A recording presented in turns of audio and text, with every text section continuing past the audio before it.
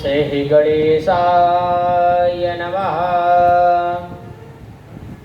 श्री सरस्वत्यै नमः। श्री वेदपुरुषाय नमः। श्री गुरुचरणकमलेभ्यो नमः। हरि ओम। गुरुर्ब्रह्मा गुरुर्विष्णु गुरुर्देवो महेश्वरः। गुरुर्साक्षात् परब्रह्म तस्मै श्री गुरवे नमः। अखण्डमण्डलाकारं व्याप्तं येन चराचरं तत्पदं दर्शितं येन तस्मै श्री गुरवे नमः। अखण्डमण्डलाकारं व्याप्तं येन चराचरं तत्पदं दर्शितं येन तस्मै श्री गुरवे नमः। तस्मै श्री गुरवे नमः। ओम गजाननलम्भोदगणादिसेवितं कपिध्वजम्बो फलचारुभक्षणम् उमासुतं शोकविनाशकारकं नमामि विघ्नेश्वरपादपङ्कजम्। वाणानां संघानां रसानां छन्दसामपि मंगलानां जगर्दारो वन्दे वाणीं विनायकम्। भवानी शंकरो मध्ये विश्वः स्वरूपिणो।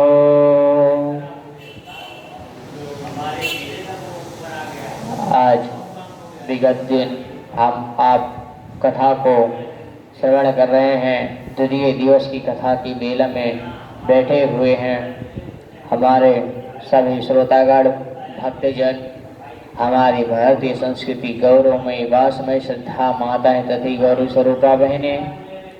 हमारे इस ध्वनि के माध्यम से जहाँ तक मेरी आवाज़ जा रही है उन सबके हृदय में विराजमान राधा रानी के युगल चरणों में ये दास कोटि कोटि प्रणाम कर रहा है। तो आज बड़ी सौभाग्य की बात है, श्रीमद् भागवत महापुराण कानपुर क्षेत्र दादा नगर में सुनने का सभी श्रोतागण को सौभाग्य प्राप्त हो रहा है। ये हमारी देन नहीं है, ये तो बाके बिहारी लाल की देन है। और हमारी कथा के हमारे मौनी बाबा के युगल चरणों में मैं अपनी कथा को रसपान सुनाना चाहता हूँ। ये बड़े सिद्ध पुरुष संत हैं, इनके विषय में आपको बताने का बहुत कम। इतनी तपस्या इतनी सिद्धि किए हैं, क्या बताएं।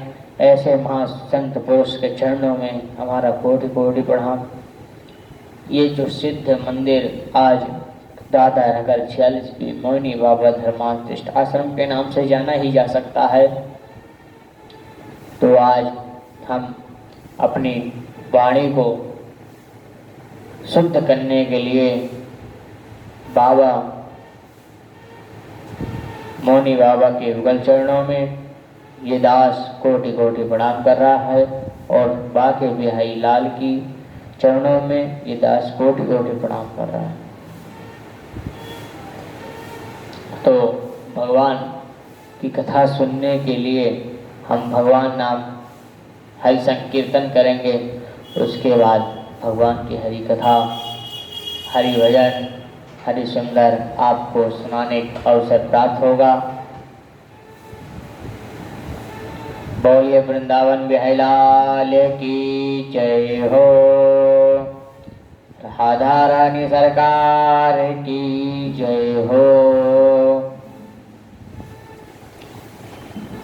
श्रीमन्नारायण नारायण नारायण, श्रीमन्नारायण नारायण नारायण, लक्ष्मी नारायण नारायण नारायण, लक्ष्मी नारायण नारायण नारायण, रटवन नारायण नारायण नारायण, रटवन नारायण नारायण नारायण, गोविंद नारायण नारायण नारायण, गोविंद नारायण नारायण नारायण, चलते नारायण नारायण नारायण, चलते नारायण नारायण नारायण, सोते नारायण नारायण नारायण, सोते नारायण नारायण नारायण, मुख में नारायण नारायण नारायण, मुख में नारायण नारायण नारायण, मुख में नारायण नारायण नारायण, श्रीमन्नारायण नारायण नारायण, लक्ष्मी नारायण नारायण नारायण। बोले वृंदावन बिहारी लाल की जय हो। आज के आनंद की जय हो। राधा रानी सरकार की जय हो। आज हम सभी गुरुजनों के युगल चरणों में कोटि कोटि प्रणाम दास करेगा, और संत महापुरुष के चरणों में ये दास कोटि कोटि प्रणाम कर रहा है। हमारे ही समिस्त देवी देवता के युगल चरणों में ये दास कोटि कोटि प्रणाम कर रहा है। जो आज हमारी देन नहीं है व्यासपीठ पर बैठने की, ये तो गुरु की कृपा, भगवान की कृपा बरसती रहे हमारे ऊपर। क्यों? भगवान की कृपा जब तक होती है तभी तक आदमी आगे कार्य कर सकता है। और हमारे गुरुजनों की कृपा ऐसी है कि सौभाग्य ये है कि हम जो गुरुजनों से पहले वो हमारा प्राप्त होता है। जैसे हम विगत हमारा ही कुछ मन कर रहा था, हम अपने गुरु जी के चरणों में जाकर हम नमन करेंगे, हम कहेंगे गुरु जी हमको भागवत सिखा दीजिए। तो गुरु जब हमको भागवत सिखाए, हम गुरुजनों का तो नाम ले नहीं सकते अपने मुख से, क्योंकि गुरु जो होता है वो भगवान होता है। आज ये सब भगवान की देवी देवता समस्त गुरुजनों माता पिता के आशीर्वाद है, जो आज व्यासपीठ पर कहकर सभी श्रोतागण को कथा सुनाने का अवसर प्राप्त हो रहा है। अगर भगवान सभी देवी देवता गुरुजनों की माता पिता के महापुरुष चरणों का हमको आशीर्वाद प्राप्त न होता तो आज हम व्यासपीठ पर कथा को आस्वान न करा सकते। जब तक हम तो कहेंगे हमारे गुरुजन, हमारे संत महापुरुष, हमारे माता पिता हमको आशीर्वाद प्रदान करते रहना है। ऐसे आगे ही कार्य कथा का सौभाग्य प्राप्त होगा सुनने का या सुनाने का। ये हम श्रोतागण को नहीं सुना रहे हैं श्रीमद् भागवत। ये समझ लेना कि सुन तो रहे हो आप, ये समझ लेना भगवान को व्यास जी सुना रहे हैं।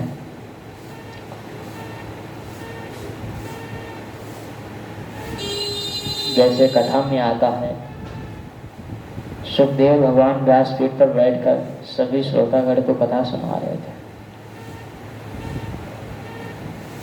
यह नहीं होता है। व्यास उसे कहते हैं जो ज्ञान और अज्ञान, ज्ञान में बड़ा हो अज्ञान में वृद्ध हो, उसे कहते हैं तो व्यास। आप समझते हो कि जो पंडित जी कार्यक्रम करते हैं करवाते हैं, ये पैसा ही लेने के लिए कार्यक्रम करवाते हैं। ये मत सोचिएगा आपके मन में हृदय में कि पंडित जी पैसा लेते हैं। आज गुरुकुल में आप चले जाइए, 8 साल के बच्चे ये वेद पाठ, यजुर्वेद पाठ, सामवेद पाठ, ऋग्वेद पाठ, अथर्ववेद पाठ ये सब कर रहे हैं। श्रीमद् भागवत का ज्ञान, कोई संगीत का ज्ञान कर रहा है। अलग अलग अगर आप अपने बालक को सोचते हैं, देखिए कितने 8 साल का बालक अपने माँ बाप से दूर होकर कितनी पढ़ाई कर रहा है, ये उनकी तपस्या है। यही तपस्या का आगे फल प्राप्त होता है। तो हम बड़े ही दिनों से, बड़े ही सालों से हमारा हृदय से और मस्तिष्क से हमारा था कि हम श्रीमद् भागवत कथा का गान सुनाएंगे और गान करेंगे। तो हम श्री वृंदावन धाम गए, हमारे गुरुजन मिल गए थे। तो हम गुरुजनों के चरणों में लेटकर प्रणाम किए कि गुरु जी हमको आपसे भागवत पढ़नी है। गुरु जी ने कहा ठीक है पढ़ो। ये जो आज हर देश में पाठशाला चल रहा है,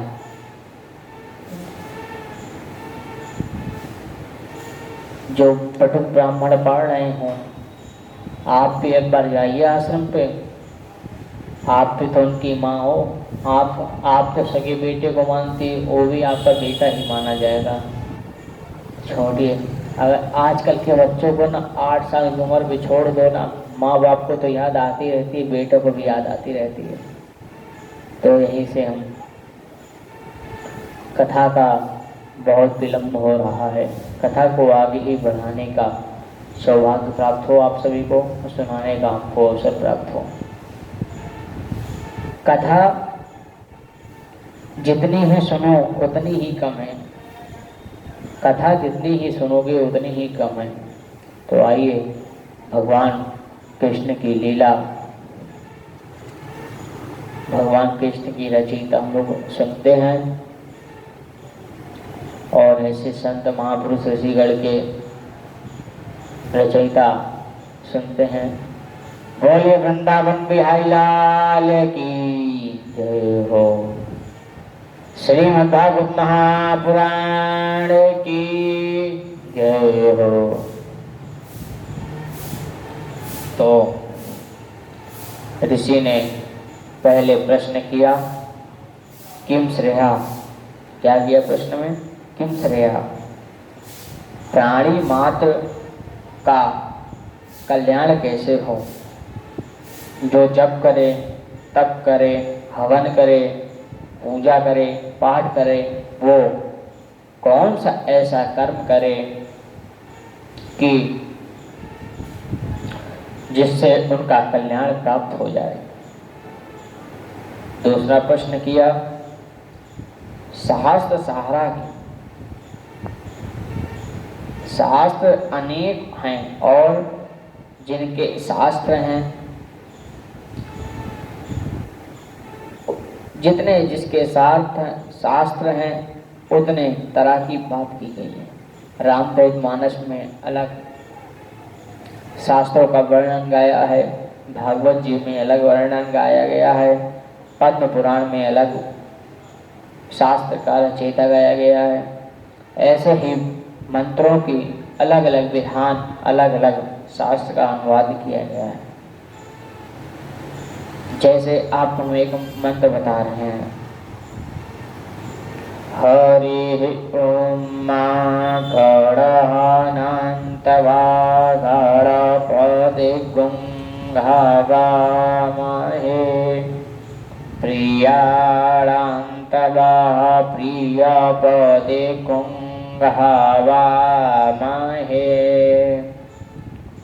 निधेनान्तवा निधिपतिगुंहवामहे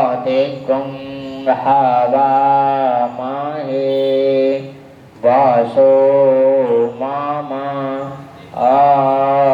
अहमजानि गर्भाधामा त्वमाजासि गर्भाधम मां। ये गणेश भगवान का मंत्र है। ये वैदिक मंत्र है। लौकिक मंत्र में अलग अलग ध्यान आ जाते हैं।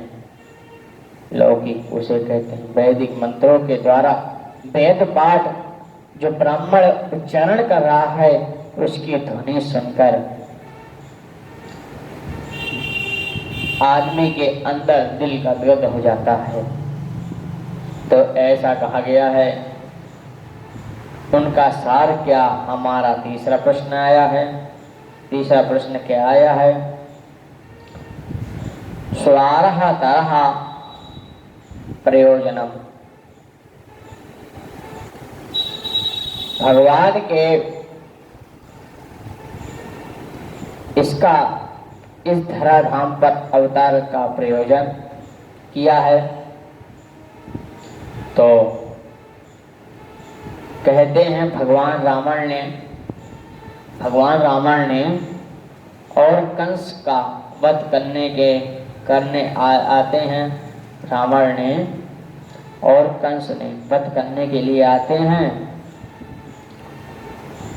तो कोई कहता है देवकी वासुदेव को वरदान दिया था। कोई कहता है ब्रज गोपियों के लिए आते हैं। तो आप मुझे स्पष्ट रूप से बताइए कि भगवान के लिए आते हैं कि नहीं, कि भगवान इस धराधाम से अवतार लेने का क्या मुख्य प्रयोजन है। तो हमारा चौथा प्रश्न आता है, किम कार्यः किम कर्मः किम कार्यः। भगवान ने अवतार लेकर कौन कौन, हमारा पांचवा प्रश्न आया। भगवान के अवतार लेकर कौन कौन सी लीला की है। उसके बाद पांचवा प्रश्न आता है, केवताश्च।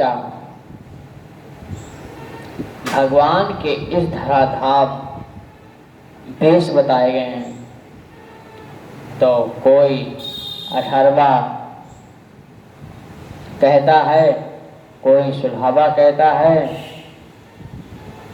तो कोई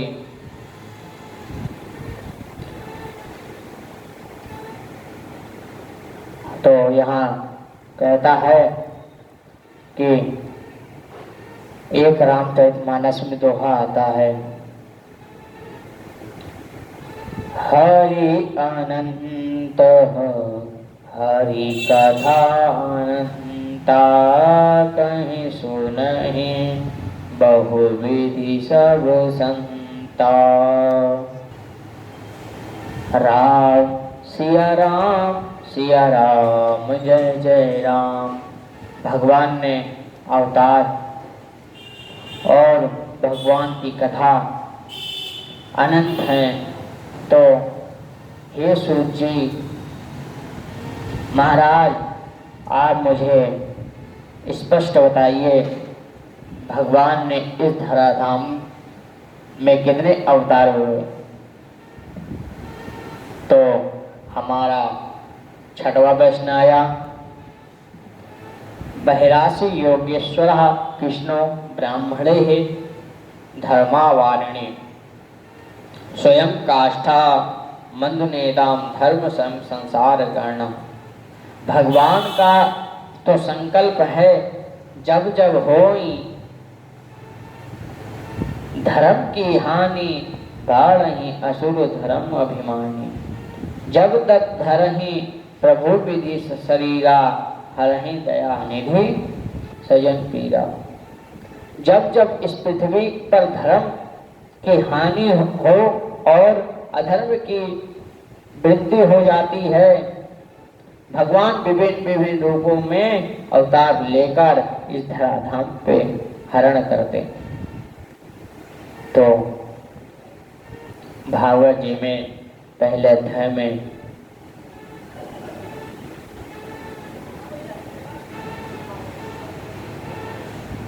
और एक आता है श्लोक, दूसरा श्लोक आता है कि भागवत 1:2 यम प्रव्रजन्तमपेतमपेतकृत्यं द्वैपायनो विधातान्तर्याजुहावा पुत्रेति तन्मयतया तर्वो विनिदुस्तं सर्वभूतहृदयं मुनिमानतोऽस्मि। नारायणं नमस्कृत्यं नरं चैव नरोत्तमं देवीं सरस्वतीं व्यासं ततो जयमुदीरयेत्। तो आज जो सुखदेव जी महाराज 12 वर्ष तक मातृ गर्भ में वास किए और जन्म लेते ही वन की ओर चले गए, तो पुत्र के बहराई वेदना और व्यास जी नहीं सह पाए। तभी तो प्रथम दिवस की कथा में आता है कि मात के गर्भ में 12 वर्ष तक वास किया, जन्म लेते ही वन की ओर चला गया और व्यास जी से सहा नहीं गया, पुत्र पुत्र कहकर पुकारने लगे पर पुत्र नहीं रुका। तो वैसे ही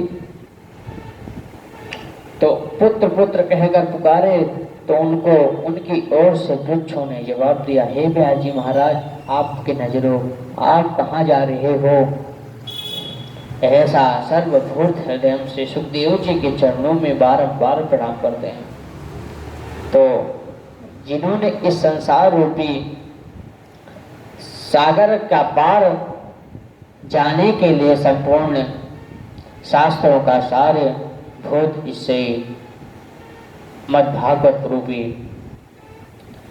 अध्यात्म दीपक और को प्रकाशित करता है, ऐसे सुखदेव जी के चरणों में कोटि कोटि ये दास प्रणाम कर रहा है। भगवान नर और नारायण, माँ भगवती सरस्वती और व्यास जी महाराज को प्रणाम किए।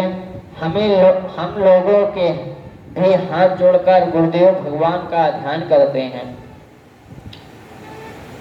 कौन सा ध्यान किए? गुरुर् ब्रह्मा गुरुर् विष्णु गुरुर्देवो महेश्वरः गुरुर्साक्षात् परब्रह्म तस्मै श्री गुरुवे नमः। अखण्डमण्डलाकारं व्याप्तं येन चराचरं तत्पदं दर्शितं येन तस्मै श्री गुरुवे नमः। देखो आज सूत जी महाराज कहते हैं, ऋषि मोंदिदः सुधा प्रैष्ठो हम भरते लोगे मंगल हम। आप लोग कल्याण की बात बड़ा सुंदर प्रश्न किए हैं।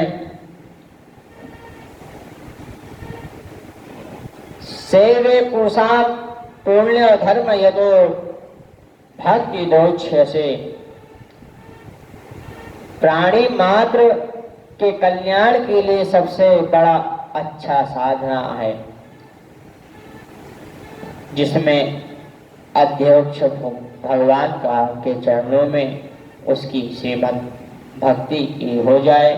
नारायण भक्ति सूत जी से नारद जी कहते हैं, नारायण भक्ति सूत्र में नारद जी कहते हैं, भक्ति काल स्वरूप सर्वापि नहीं, भक्ति तो निष्काम ही होना चाहिए। तर्पण होई करहि विधि नाना, विप्रजी नहीं देहि बहुदाना। राम सिया राम जय जय राम, राजा राम सिया राम जय जय राम। खूब करिए, खूब तप करिए, खूब करिए, ब्राह्मणों को भोजन करवाइए, उन्हें खूब दान दीजिए। इतना कुछ करने के बाद से वरदान मत मांगिए कि मेरे नारद जी मेरे नती नाती पोते हो जाएं, हमारी फैक्ट्री बढ़िया चल जाए, बल्कि भगवान से ये मांगिए। कहते हैं ना कि भगवान ब्राह्मण से पूजन पाठ हर हफ्ते करवाना ही चाहिए। हफ्ते नहीं करवा पा रहे तो हर महीना पूजा पाठ कोई ना कोई रखना चाहिए। कोई ना एक भगवान सत्यनारायण की कथा रख लो, या कोई छोटा हवन रख लो, या कोई रुद्राभिषेक रख लो। क्यों? इससे धन की प्राप्ति होगी और लाभ मिलेगा। ब्राह्मण एक वो मनुष्य है कि जिन श्रोतागण को दुखी मन से सुखी मन कर देता है, वही ब्राह्मण। इसीलिए धराधाम पे ब्राह्मण का गान किया जाता है। अगर एक बात बताइए, अगर ब्राह्मण न होते तो पूजा पाठ कौन कराता? ब्राह्मण की संति की आरती कौन करता? ब्राह्मण अगर ना होता तो अनुष्ठान कैसे होता? आपकी ग्रह खराब हो जाए तो आपका अनुष्ठान कैसे होता? हर देश में ब्राह्मण का रहना जरूरी कर्तव्य कहा गया है। आज बड़े बड़े विद्वान हर देश में पधार गए हुए हैं। दूर दूर से विद्वान आकर, कोई बनारस से आया हुआ है, कोई काशी से आया हुआ है, कोई वृंदावन से पढ़ के आया हुआ है, कोई उज्जैन से पढ़ के आया हुआ है, कोई प्रयागराज से पढ़ के आया हुआ है। इतने दूर दूर से ब्राह्मण तपस्या करके अपनी एकार्थ मन में बढ़ कर के आज वो बड़े विद्वान बन गए हैं। आप सोचते हैं कि छोटे बालक हैं, अभी तो इनसे पूजा कराने लायक नहीं। ये मत सोचना, आपके मन में जो भरा हुआ है उसको निकाल देना। जो आपके मन में भरा हो वही निकाल लेना। जितने छोटे ब्राह्मण होते हैं ना, उनकी आवाज उतनी बुलंद होती है। मैं तो कहता हूँ शास्त्र के अनुसार कि ब्राह्मण को धूम्रपान नहीं करना चाहिए। आज कल का ऐसा कलयुग ऐसा हो गया है कि बिना गुरुजन के मुखार बिंद से मंत्र का उच्चारण कर रहे हैं, उनसे ही उनका पूजन पाठ हो रहा है और विद्वान से ज्यादा उनको माना जा रहा है। तो ये जो विद्वान पढ़ के आज अपनी शक्ति को बलभूत करके आए हुए हैं धराधाम पे, वो कोई ना कोई एक भगवान का दर्शन करके ही आए होंगे। क्यों? आज इतना भगवान ने उनको पैसा दिया था, जो आज धराधाम पर खड़ा होके ये विद्वान बनकर उसने दिखाया है, माँ बाप का नाम ऊंचन और रोशन करके दिखाया है। आज सोचिए, एक बात देखिए कि बागेश्वर धाम जी महाराज हमको उनको दर्शन नहीं प्राप्त हुआ है, सौभाग्य की ये तो उनकी कृपा रहेगी तभी दर्शन प्राप्त होगा उनका। कितनी बाल अवस्था से लेकर भगवान हनुमान जी महाराज का सिद्धि करके आज उनके गद्दी बैठ जाते हैं ना, कहीं भी लाइन लग जाती है आदमी की। ये तो सोचते हैं श्रोता की देन है, ये तो किसी उनकी गुरुजनों की देन है, उनकी भगवान की देन है। उनके गुरुजन हैं परम पूज्य रामभद्राचार्य महाराज, शंकराचार्य जी, जिनका अयोध्या में विश्व विद्यालय चलता। बड़े बड़े व्यास और बड़े बड़े विद्वान आज अगर कहीं खड़े हो जाते हैं ना, तो लाइन लग जाती है श्रोता घर की। हमें वो लगता है बागेश्वर धाम महाराज जी से सभी लोग को सौभाग्य प्राप्त नहीं हो पाता, बहुत कम लोग मिल पाते हैं। तो ऐसा आगे कथा की ओर बढ़ाते हैं। सब कहीं मांगहि एक फलो, राम चरण रति होई, तिनके मन मंदिर बसहु, सिया रघुनंद रोदो। कि आपके श्री चरण में मेरी रति हो जाए। सोच कहते हैं धर्म का भली भांति अनुष्ठान करने के बाद भी भगवान के चरणों में रति हो जाती है, तो स्वमेव ही केवलम उनके द्वारा किया हुआ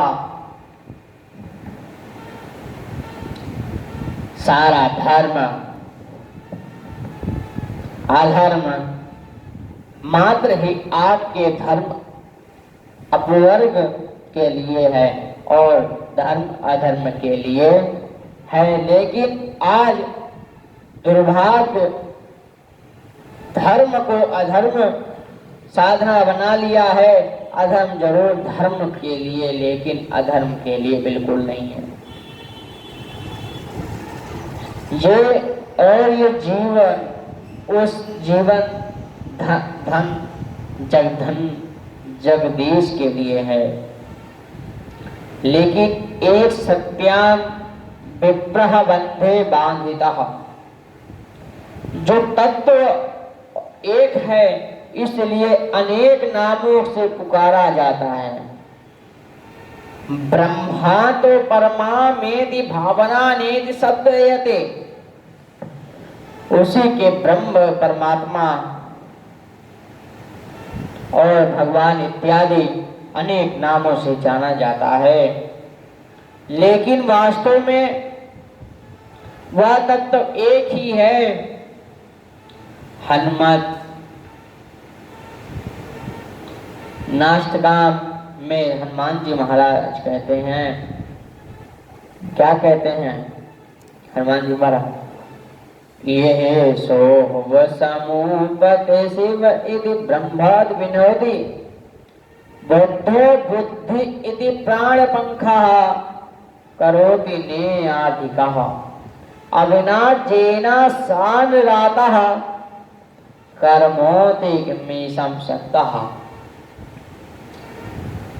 स्वयों ने बिंधदो वच्छिता फलम तोष्टि हरि, कि वो तत्व एक है, लेकिन उसी एक तत्व में सो शिव कहते हैं, जिसका नाम है शिव भगवान।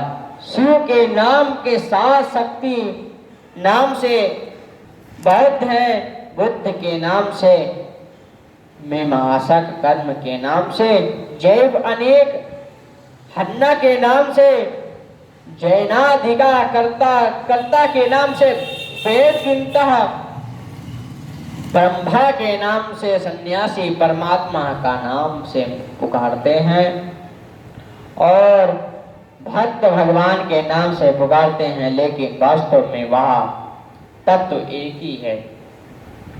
सूर्य कहते हैं ऋषियों, जिनने भी जब तप यज्ञ अनुष्ठान पाठ हवन इत्यादि किया जाता है, वो सब भगवान श्री हरि के प्रसन्न के लिए किया जाता है। भगवान को मनाने के लिए किया जाता है अनुष्ठान, तप होम जब ये सब पाठ भगवान को मनाने के लिए किया जाता है। उसके बाद सूर्य जी महाराज भगवान के लिए अवतार के बारे में गिनान रहे हैं। जैसे आकाश में अनगिनत तारे हैं, पृथ्वी में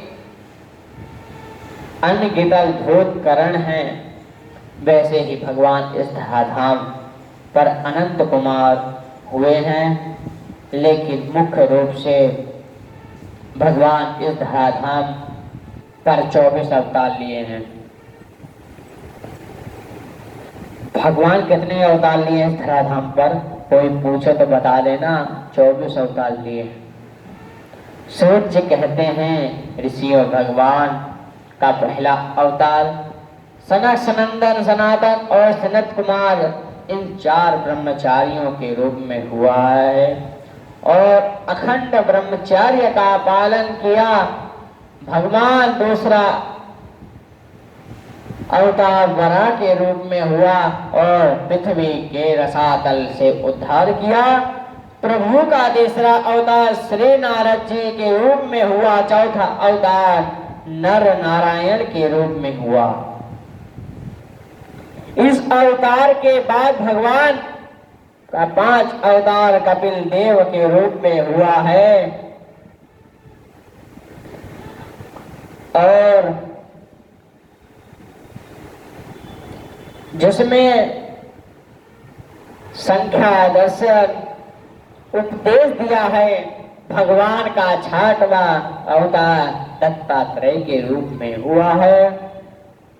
7वीं बार यज्ञ के रूप के लिए, 8वीं बार ऋषिदेव के रूप में आए, 9वीं बार पृथु जी महाराज के रूप में आए और पृथ्वी का दोहन किया। 10वीं बार मत्स्य के रूप में अवतार लिए। 11वीं बार जिसे कहते हैं 11, हम 11वीं बोलते हैं, कश्यप के रूप में अवतार आए और चंद्रमाल पर्वत में अपनी पीठ पर धारण करके 12वीं बार धन्वंतरी के रूप में सागर मंथन का अमृत का कलश लेकर प्रकट हुए। 13वीं बार मोहिनी के रूप में किए और 14वीं बार नरसिंह भगवान के रूप में अवतार लिए और हिरण्यकश्यप के हृदय को चीरकर प्रहलाद जी राक्षस किए। 14वीं बार नरसिंह के रूप में अवतार लिए और हिरण्यकश्यप के छाती को जैसे राम भगवान ने अपनी छाती को चीरा, राम सीता निकले हैं, वैसे नरसिंह हिरण्यकश्यप के हृदय में को चीरकर प्रहलाद जी रक्षा किए। और 15वीं बार भगवान वामन के रूप में अवतार लिए। भगवान 16वीं बार परशुराम के रूप में हुआ और 81 और 27वीं बार व्यास के रूप में अवतार हुआ, जिन्होंने वेदों का व्यवस्थित किया। 18वीं बार से राम जी का रूप से अवतार लिया और रावण जी का वध किया। 19वीं बार बलराम का और 20वीं बार भगवान श्री कृष्ण के अवतार लिए। भगवान 81वीं बार इस धरती में पाप क्षत्रियों का विहीन किया और जिसमें मंथा 81 अवतार केटक देश का 5 देश कहा है, जिसमें मंथन भी आता है। आज पुत्र बुद्ध के रूप में होगा भगवान का 22वां अवतार कलयुग के अंदर। अनंत में अवलम ग्राम मुरादाबाद विष्णु यश नाम ब्राह्मण के यहाँ कलिक रूप में अवतार होगा और भगवान एक सेवा अश्वर होंगे आएंगे, सारे दृष्टांतों का सार करेंगे कि पृथ्वी पर पुनः सतयुग प्रारंभ हो जाएगा। सोचिए महाराज भगवान का इस 22वां अवतार गर्जना करते हैं। हंस और हंसुरीव को मिलकर भगवान के 24 अवतार होते हैं। जो भगवान के इन अवतारों का स्वयं प्रातः पाठ करता है वो बड़े बड़े दुखों से नष्ट हो जाता है, छूट जाता है। बड़े बड़े दुखों से छोड़कर सुख की प्राप्ति होती है।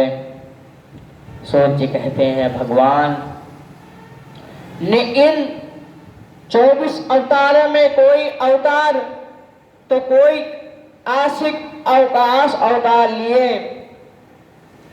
तो श्री कृष्ण अवतार नहीं अवतारी पुरुष हैं, अंश नहीं अंशी हैं। जहाँ या पृथ्वी अवसारों के अत्याचार पीड़ित होती है और भगवान विभिन्न रूपों से अवतार लेकर धराधाम पर हल्ला करते हैं। सूर्य जी कहते हैं भगवान इन अवतारों की कथा भगवान नाम का पुराण भागवत नाम का पुराण है, जिसकी रचना व्यास जी ने की है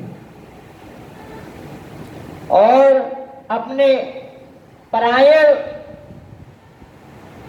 पुत्र सुखदेव जी को पढ़ाया और जब परीक्षित जी को 7 दिन में मरने का श्राप मिला तो यही पुराण राजा परीक्षित को सुनाए। सौनकादि ऋषि सूत जी महाराज जी से प्रश्न किए, हे सूत जी महाराज, वेद व्यास जी 17 पुराण लिख चुके हैं और एक वेद के 4 वेद कर चुके थे, महाभारत की रचना कर दी थी, फिर उन्होंने भागवत की रचना क्यों की?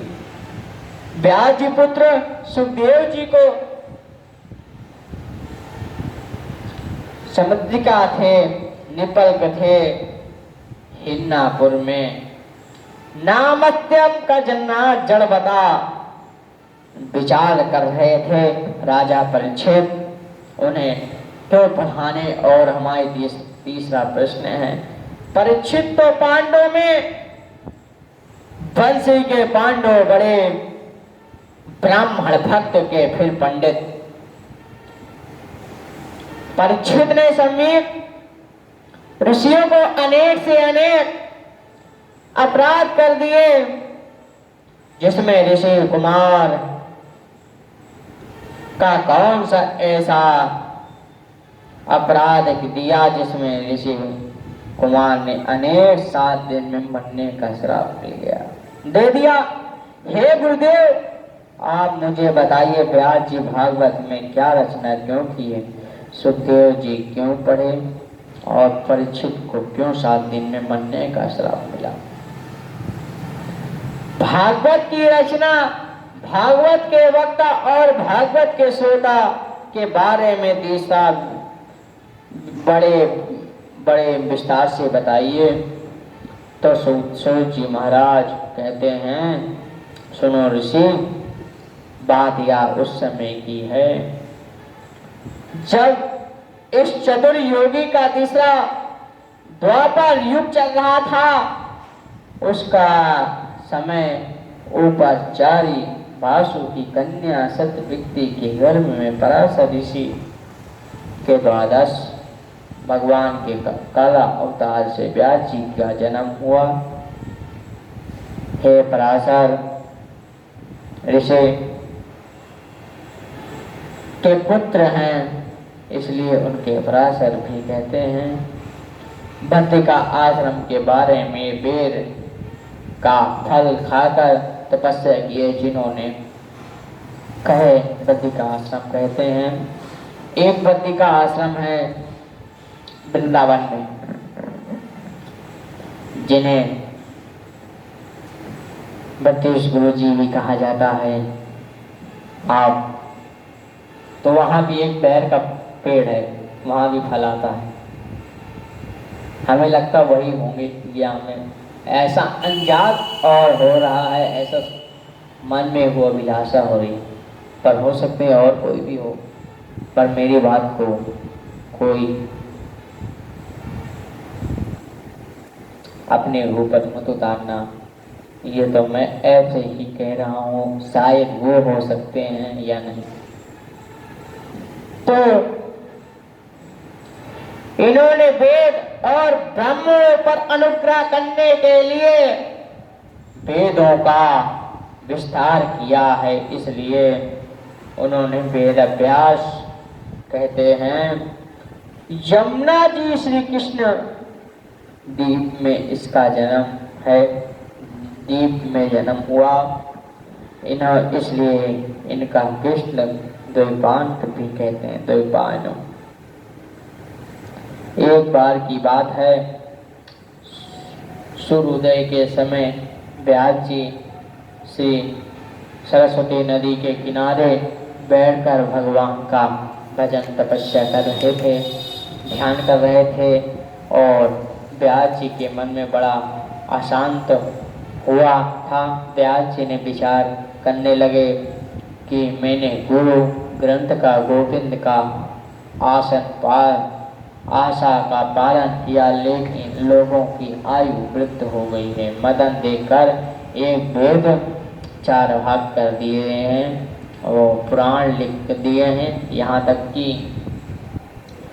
स्त्री शुद्ध और अधम द्विज इनका श्रुति के अधिक नदी हैं, जित नहीं है इनका भी कल्याण कैसे होगा। इस भावना से व्यास जी महाभारत की रचना किए करके वेद को अधर अर्थ को खोलते ही फिर व्यास जी कहते हैं, सोच रहे थे मेरा मन अशांत संतुष्ट क्यों नहीं है। व्यास जी सोच रहे थे मेरे मन को संतुष्टा पास नारद जी आए क्यों नहीं है। तो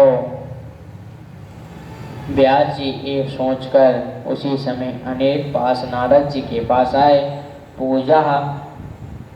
पूजा मसान विधि बोले, सुरवर पूजित देवी देवता द्वारा पूजित हैं। जब नारद जी सुख पूर्व बैठ गए तो व्यास जी बोले, अरे पराशर जी का क्या कहते हैं, पराशर जी क्या कहते हैं, बड़े उदास लग रहे हो। उनका तो अब तो आपकी जुदासा पूर्ण हो जाए, हो जाएगी। आपने तो लोक के हित के लिए एक वेद को 4 भाग में कर दिया। एक शुक्ल यजुर्वेद, अथर्ववेद, सामवेद, ऋग्वेद के नाम से जाना ही जा सकता है। अनेक अनेक देश में चारों वेद की रचना की गई है। आज तो ये कोई देश में आप चले जाओ, श्रीमद् भागवत कथा का और राम कथा का, पुराणों का ज्ञान, चारों वेदों की रचना की गई है। किसी देश में आप चले जाइए पढ़ने के लिए, विद्वान होकर ही आएंगे, अज्ञान होकर नहीं आएंगे, ज्ञानी बन के आएंगे। तो किलवे आप उपदेश और व्यास जी बोले, महाराज सत्य असत्य ही कह रहे हैं, लेकिन स्वयं आप अपनी उदासी का कारण नहीं जानता। जब सूर्य की तरह पूरे त्रिलोक का विचरण करते रहते हो, वायु की तरह आपकी संपूर्ण प्राणियों की साक्षी है। तो आपसे ही पूछता हूँ, अपनी खिन्नता का कारण नारद जी बोले व्यास जी, नारद जी बोले व्यास जी, अपने भी एक बरसारियों का तो गुणगान बहुत किया, लेकिन दूल्हे का गुणगान नहीं किया। मुझे लगता है जिस तरह अपने अधर्माधिक पुरुषार्थ का निर्माण किया है, न तथा वासुदेवस्य महिमा हायानुवर्णितम, भगवान की महिमा का वर्णन अपने उस तरह से नहीं किया है, आपने उस तरह से नहीं किया। और व्यास जी मुझे लगता है जी, जिनमें भगवान की महिमा का वर्णन न हो, उसमें को ये रमण कर जाते हैं, लेकिन मन सरोवर के विचार करने लगे। हंसी कभी नहीं उनके रमण नहीं करते हैं। जिसने शास्त्र का पुराण का भगवान श्री हरि भक्ति दिखाई ना दे, उसे कभी पढ़ाना सुनाना नहीं चाहिए। भले ही ब्रह्मा जी स्वयं अपना वचना क्यों ना किए हो। तो आज नारद जी व्यास जी, नारद जी कहते हैं व्यास जी, भक्ति निवास हो ये अच्छी बात है, लेकिन भगवान का भाव से रहित हो नहीं होना चाहिए। फिर भी व्यास जी अपने धर्म के नाम से कुछ हंसी करने का अभ्यास दे दिया। जैसे अपने कहा, वैदिक हिंसा न भवति, कि वैदिक हंसी हिंसा न होती तो लोग आपका भाव तो समझ नहीं, बल्कि आपकी बात को प्रणाम मान कर बैठ गए। आपका भाव ये था कि जो रोज पशुओं की बलि दी जाती रही, तो भगवान कारम का यज्ञ करके एक परशु की बलि देगा, और रोज पशुओं का हिंसन हो जा रही है। तो वो तो बच गए, लेकिन लोग अनेक भाव समझ नहीं प्रणाम मानकर बैठ गए। व्यास जी, अब आप भी खिन्नता की यही कारण है, खिन्नता का यही कारण है कि जिस तरह आपने अधार्मिक पुरुषों का निर्माण किया है, उस प्रकार से अपने भगवान का वर्णन किया है। आप भगवान की महिमा का वर्णन कीजिए। आपके स्वयं अपनी बात बताता हूँ। आज हम अपनी वाणी को मौनी बाबा महाराज के युगल चरणों में प्रणाम कर रहे हैं। ये वाणी जितनी देर हमारी पुकार बिंद से चली है, आज वो मौनी बाबा के युगल चरणों में कोटि कोटि प्रणाम। तो कथा का रसवान आप सभी को बहुत लोग का सौभाग्य प्राप्त हुआ है। ऐसे ही चाहते हैं कि कथा का रोज रसपान हो जाए। कथा जितनी ही सुनो उतनी ही कम है। कथा को चाहे 2 महीने का हो चाहे 1 साल लगाओ, कथा का तो गान करना ही चाहिए। कथा की महिमा को सुनाना चाहिए, सुनना चाहिए, उतारना चाहिए अपने मन को। तो भगवान नाम उच्चारण हरि संकीर्तन हो जाए। श्री राम जय जय राम, श्री राम जय जय राम, श्री राम जय जय राम, श्री राम जय जय राम, श्री राम जय जय राम,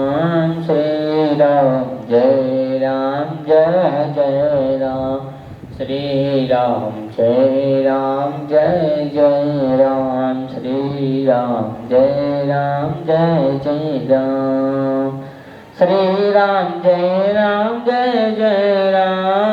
श्री राम जय जय राम, श्री राम जय जय राम, श्री राम जय जय राम। बोलिए मध्यार पुरुषों श्री रामचंद्र भगवान की जय हो। आज के आनंद की जय हो। तो आज